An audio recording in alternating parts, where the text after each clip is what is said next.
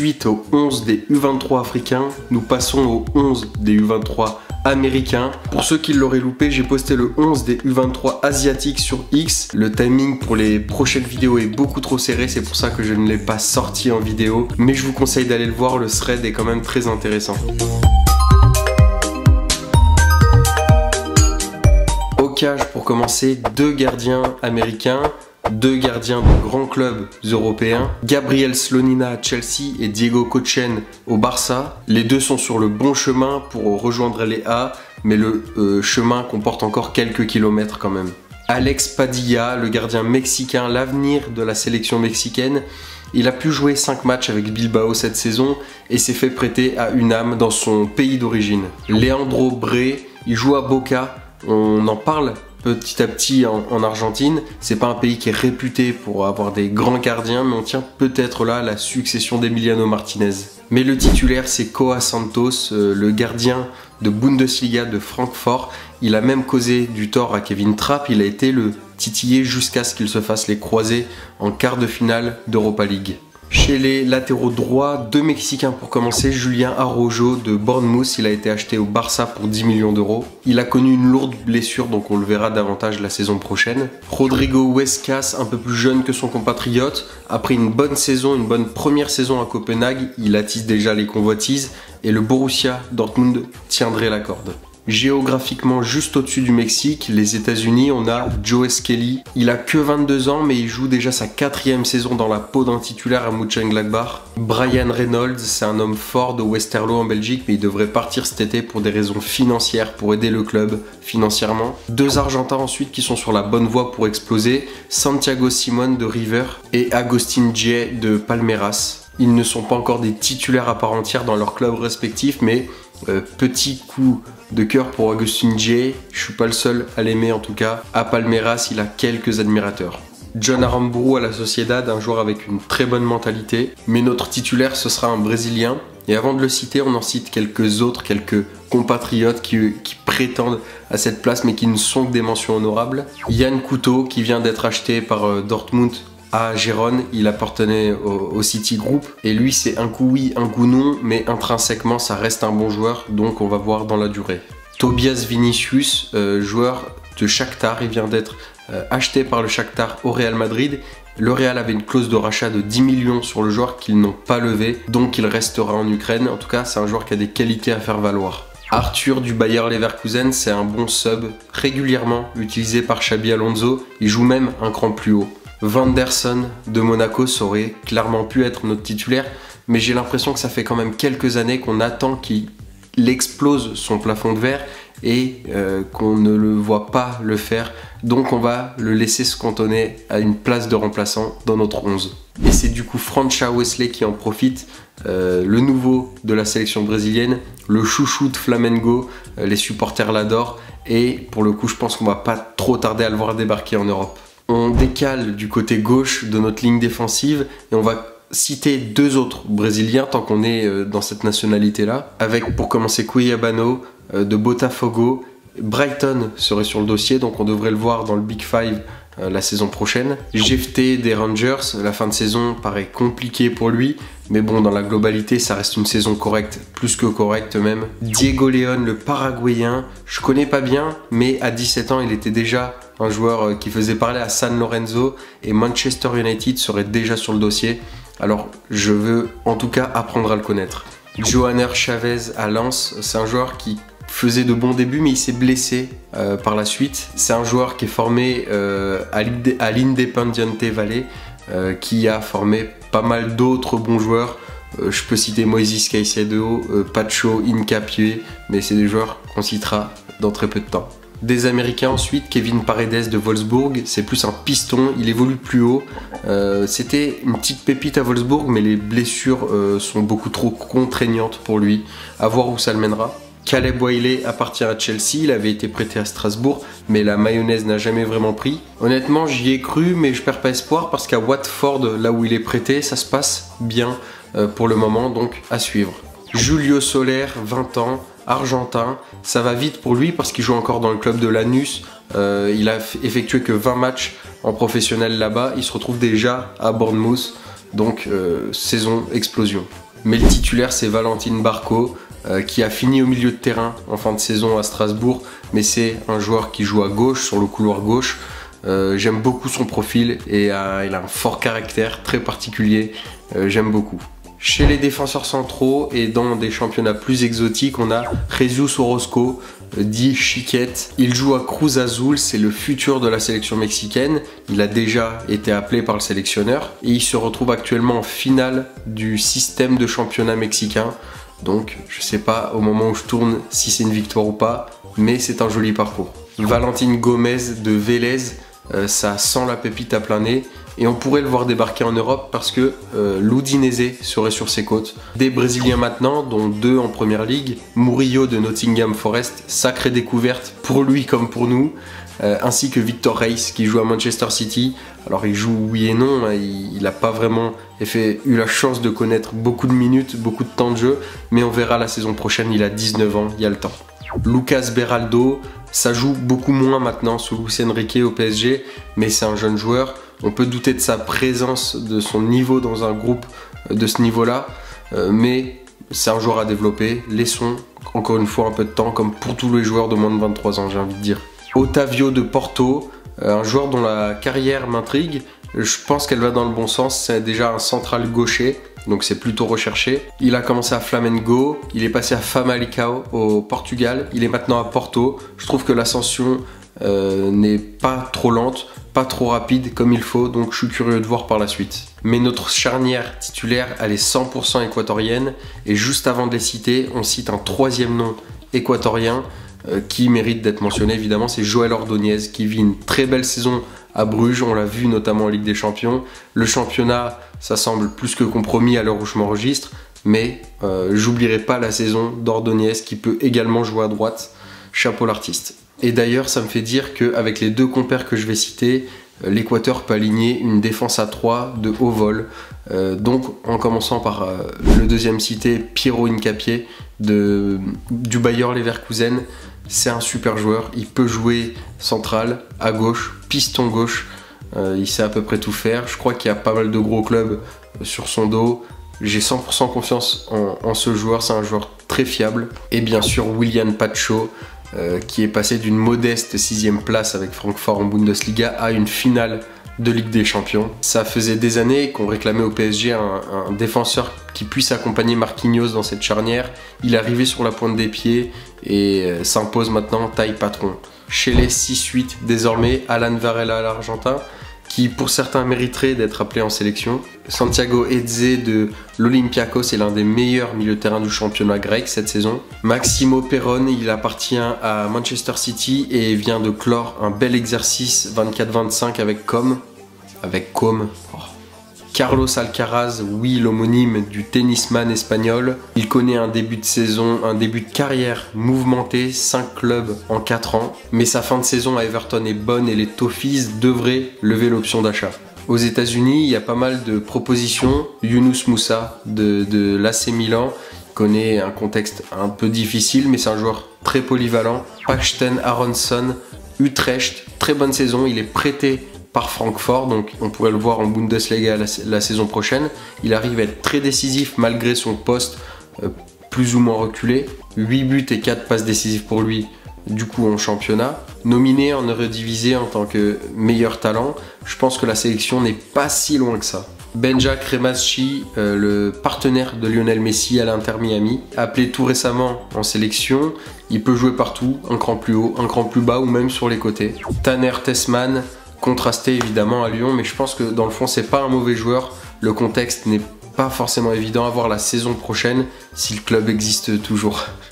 Ainsi que Johnny Cardozo du Betis Séville, j'ai très failli le mettre en tant que titulaire parce qu'il fait une saison discrète mais excellente. Je pense que les supporters du Betis savent de quoi je parle. Diego Gomez, pas encore titulaire à Brighton, mais il gratte quelques minutes. Ismaël Koné, je pense qu'il ne collait pas au contexte marseillais, mais je crois qu'à Rennes, il y a quelque chose à faire sous Habib Beye la saison prochaine, je le suivrai de près.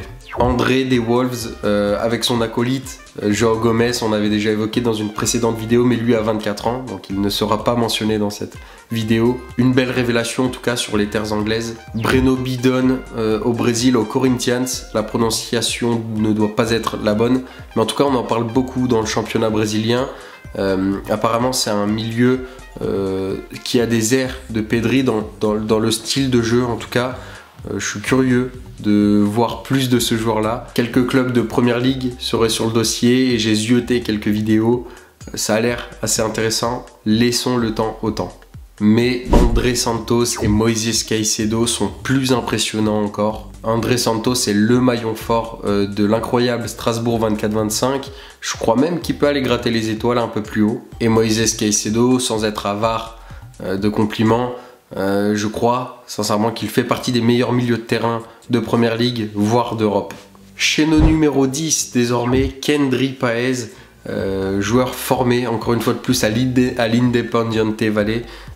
Il est acheté par Chelsea, il les rejoindra la saison qui arrive en 25-26. Alors est-ce que c'est un bon choix avec la pile offensive que contient le club? Je sais pas, mais en tout cas j'ai très envie qu'on lui laisse sa chance parce que c'est un joueur frisson. Si jamais c'est pas le cas, le lot de consolation, c'est qu'on parlerait d'un prêt à Strasbourg, donc on pourrait voir débarquer en Ligue 1 un joueur avec beaucoup de talent. Nico Paz, on ne cesse de vanter ses louanges sur cette chaîne. On le verra la saison prochaine, probablement à Com encore, pour confirmer. On espère le voir être au moins aussi bon. Claudio Echeverri, 19 ans, le U20 argentin, a connu ses premières minutes avec Manchester City en finale de FA Cup face à Crystal Palace. Malheureusement, l'issue n'est pas belle pour lui, mais il fera probablement partie de la rotation la saison prochaine. C'est l'une des raisons pour laquelle il faudra suivre City. Facundo Buonanotte et Julio Enciso, les deux collègues de Brighton, sont tous les deux prêtés dans des clubs de Première Ligue. Ces deux joueurs qui ont quelques similitudes dans le jeu seront probablement de nouveau en concurrence chez les Seagulls la saison prochaine. Giovanni Reina devrait quitter le Borussia Dortmund, c'est ce qui se dit, c'est ce qui s'est dit à l'issue de son dernier match. Je suis vraiment curieux de savoir où est-ce qu'il va aller. Mais c'est un autre Américain qui va prendre le poste en tant que titulaire, c'est Malik Tillman. Formé au Bayern, je l'ignorais, je savais pas. Il vit une saison de rêve avec le PSV, ils viennent de coiffer au poteau l'Ajax. Et à ma plus grande surprise, c'est pas un indispensable en sélection, mais je pense sincèrement que la tendance devrait s'inverser d'ici la Coupe du Monde 2026. Je vous arrête une seconde, les aléas du direct. La caméra n'a pas enregistré une petite partie de la vidéo. Ça va durer que 30 secondes avec une mauvaise qualité, ne vous en faites pas. Et du coup, on passe à droite avec nos ailiers, avec Estevao, qu'on connaît, mais pas si bien que ça au final. Donc tout ce qu'on attend, c'est de le voir débarquer en Europe pour s'en faire une idée un petit peu plus précise. Savigno à Manchester City. Alors, on sait que sous Pep, les ailiers sont pas vraiment là pour stater, pour avoir des buts et des passes décisives à foison. Donc c'est plutôt le contenu qu'il faut regarder et c'est un joueur quand même très intéressant. Un autre Brésilien, c'est Luis Guilherme. Il joue à West Ham et il a été acheté par le club de 23 millions d'euros au Shakhtar Donetsk. Alors il n'a pas énormément joué, ça sera peut-être pour la saison prochaine. Puis forcément Luis Enrique. Alors après son énorme saison à Marseille, je sais pas vraiment où faut le mettre en termes de poste. Alors je l'ai mis ici, on verra la saison prochaine où est-ce qu'il évoluera. La question c'est est-ce qu'il pourra reproduire une saison au moins aussi bonne que ce soit à Marseille ou ailleurs. Et le dernier joueur avec ce mauvais enregistrement, c'est Dario Osorio, le Chilien de Midtjylland. J'aime beaucoup ce joueur. Il n'a pas de très bonnes statistiques, c'est pas impressionnant, mais c'est le contenu lui aussi qui est intéressant. J'aime beaucoup, c'est un joueur avec beaucoup de grinta. Forcément, quand on parle d'Amérique, notamment du Sud, on est obligé d'employer ce mot au moins une fois. Le voilà. Ça y est, je vous fous la paix, on repasse au bon enregistrement. Yasser Asprilla, c'est pareil, pas énorme de statistiques à Gérone, mais c'est le contenu qui est intéressant. Pas mal de clubs de Première Ligue sont sur son dos. Griffinho en Pro League à Westerlo, il vient de clore aussi un bel exercice, 8 buts, 3 passes décisives. Il devrait aussi quitter le club pour des raisons de fair play financier, on l'a évoqué plus tôt dans la vidéo. Et notre titulaire sera un Argentin. Avant de le citer, on cite deux compatriotes à lui, dont Mastantuono, dont on entend beaucoup parler en cette fin de saison. On a vu quelques vidéos, vous avez probablement entendu son nom. Le Real Madrid l'aurait déjà approché il y a un an de là. On est en train de normaliser les joueurs de haut niveau de 17 ans, ça devient affolant. Ne l'oppressons pas, il a le temps de montrer ce qu'il vaut, j'en suis curieux en tout cas. avec Mathias Soulé. Un début de saison contrasté à la Roma, mais une fin de saison en boulet de canon. Les Romanistas en sont complètement fans. L'exercice est totalement réussi pour une première. Chapeau. Mais place à l'élu, celui qui fera jaser, celui sur lequel vous ne serez probablement pas d'accord. Je parle du grand Giuliano Simeone. Le match avec l'Atlético est parfait, c'est un joueur qui ne peut pas jouer ailleurs, je le vois pas ailleurs. Un tel tempérament, je trouve que c'est électrisant, j'aime beaucoup. Et il est franchement pas dénué de talent, ça se passe bien sur le terrain pour lui. Il est plutôt polyvalent, très hargneux évidemment. Je pense qu'il a trouvé son contexte. Il devrait faire de vieux os dans ce club, je l'imagine ici. Il a été appelé en sélection, preuve que c'est un bon joueur. En tout cas, j'apprécie beaucoup le profil. Et tant qu'on est sur cette nationalité argentine, on va profiter pour passer sur l'aile gauche et désigner tout de suite notre titulaire qui se nomme Garnacho. Les dernières rumeurs le font partir de Manchester United. Au vu des dernières déclarations de Amorim et de lui-même, ça tout porte à croire qu'on va dans ce sens-là. Sa saison n'est pas flamboyante à United, mais comment être au-dessus du lot dans une équipe si faible en cette saison? En tout cas, lui n'a que 20 ans, je le voyais un peu plus vieux. Franchement, je pense que c'est un gros calibre pour les saisons à venir. Sinon, on a vraiment des mentions honorables très sympathiques. Banja Dominguez de Bologne, il vient de remporter la Coupe d'Italie. Du coup, il est appelé par la sélection argentine, donc c'est un bon joueur à suivre. Gabriel Martinelli, évidemment, il aurait pu être un titulaire de notre 11, mais sa saison en demi-teinte me laisse penser que peut-être le plafond de verre est atteint et peut-être qu'Arsenal va devenir trop grand pour lui. Je lui laisse une saison de plus pour me faire un avis un peu plus fondé. Kevin du Shakhtar, Pedro du Zénith sont deux joueurs très remuants qu'il faut absolument regarder jouer, c'est très attractif. Jérémy Sarmiento a enfin pu connaître une saison sans blessure et à Burnley qui va monter en Premier League, qui monte en Premier League, ça donne évidemment un joli cocktail en sortie de banc, je valide. Ainsi que Diego Luna, 21 ans, américain. Je suis moins la MLS, donc je n'ai qu'un œil lointain, ça a l'air intéressant. Real Salt Lake, à voir à la Coupe du Monde 2026, peut-être qu'il fera des siennes. Du coup, pour nos buteurs, restons dans le thème. Les États-Unis, Folarin Balogun et Ricardo Pepi vont sûrement se tirer la bourre pour avoir cette fameuse place de numéro 9 en sélection pour la Coupe du Monde. Manfred Ugalde clôture un bel exercice en étant l'un des meilleurs buteurs européens cette saison. Luciano Gondou évolue lui aussi en Russie, clôt un bel exercice avec le Zénith, une dizaine de buts. Santiago Castro, on a évoqué Banja Dominguez, c'est pareil, un Argentin à Bologne. Il vient de gagner la Coupe d'Italie, il n'est pas encore appelé en sélection pour le coup, mais il a que 20 ans, il représente l'avenir. Promis et David, c'est mon coup de cœur de cette saison, je l'avais déjà évoqué. Et j'avais déjà dit que je rêve d'un duo en sélection pour la Coupe du Monde 2026 avec Jonathan David. Les deux David qui n'ont aucun lien de parenté mais qui seraient si complémentaires en plus de ça dans le jeu. Je suis complètement fan. Je vous conseille de monter dans le train tout de suite. John Duran, le Colombien de Al Nasser. Alors je me dois de le citer. Même si j'ai un peu encore en travers de la gorge son départ. Je voulais absolument voir ce joueur évoluer dans un club du Big Five. À Aston Villa, c'était si bien, si beau. Je sais pas s'il se projette de revenir un jour, s'il compte juste coffrer, revenir ou faire sa vie comme ça, mais je souhaite le revoir sur les meilleures pelouses d'Europe. Marcos Leonardo en Arabie Saoudite, 17 buts en 24 matchs. Il pourrait facilement intégrer une bonne petite équipe européenne, mais je comprends son choix également. Je vais pas lui en vouloir. Vitor Roque, bon, j'en attendais mieux à son arrivée en Catalogne, mais il a que 20 ans. Igor Thiago de Brentford, c'est un joueur qui plante, il l'a fait à Ludogorets, au Club Bruges. Je pense qu'il le fera la saison prochaine à Brentford. Brentford est un club qui recrute bien en plus, on peut leur faire confiance. Ainsi que João Pedro, qui aurait pu très largement être notre titulaire, je doute même encore de mon choix. Mais c'est un super joueur qui agite déjà énormément le mercato, on l'envoie à Arsenal notamment. C'est un joueur pourtant qui, depuis le début de sa carrière, n'a jamais planté plus de 11 buts en championnat. Mais c'est tellement le contenu qui est intéressant avec lui. Et celui qui lui chipe la place se nomme Hendrik. Évidemment, c'est un joueur en fait, que je trouve tellement différent, tellement à part, tellement particulier. Moi j'allume ma télé pour regarder Hendrik, le peu de fois où il a le droit de jouer. En fait, sa spontanéité fait beaucoup de bien dans un football de plus en plus robotisé. Alors le niveau, on ne sait pas vraiment encore sur quoi s'appuyer le concernant, mais je pense qu'il y a quand même quelque chose et tout ce que je demande c'est de le voir un peu plus la saison prochaine. Merci à vous d'avoir regardé cette vidéo. Franchement restez branchés parce que il y a du très très lourd qui arrive. Si j'ai pas pu sortir le 11 des U23 asiatiques en vidéo, c'est qu'il y a des raisons et les raisons sont bonnes.